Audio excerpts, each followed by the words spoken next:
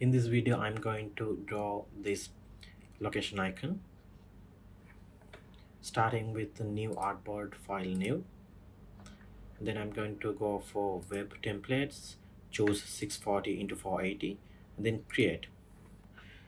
Here, first I have to draw a circle. Get the ellipse tool, click on the artboard, and then lock these constraints, lock the proportions. Then I'm going to type 200 and then draw another one, click again with 100. Okay, now we need to align them both for the center. Go for selection tool and then select them both, and then with align tab, going to click horizontal align and vertical align. So now we have this perfect round circle sitting on one another. And then now I need to get this pointed shape. So how am I going to do this?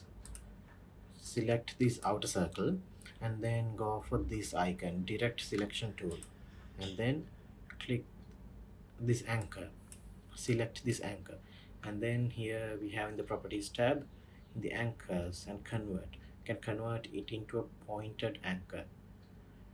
Convert selected anchor points to a corner.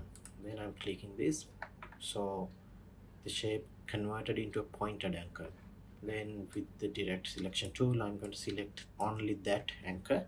Then with the down arrow keys, I'm going to move it. I'm pressing the down arrow key. Okay, this looks perfect. Yeah, that's it. So I'm going back to my selection tool. So select both of the shapes and then fill them with a color. So this is the color. So now I have to use the pathfinder tool to remove this circle. Select this outer shape, press shift, and then select the inner shape. Then I am going to the pathfinder tab and then select and click on this to create a compound shape. So the central circle is removed, so I have this shape now. So let's proceed with removing the strokes, so giving none to the line color. Then I'm going to fill it with a nice gradient. Select it. I'm going to window and gradient. Here I have this gradient, so I'm selecting this fill, not the line. I'm selecting fill and then click this, so I have a gradient. I'm going with the color, like say double click on this and then select color, go for the swatches. I'm going to select purple or blue. Yeah, and then for the other color I'm going to click it and then double click, go for the swatches, then select color like this. So I need the gradient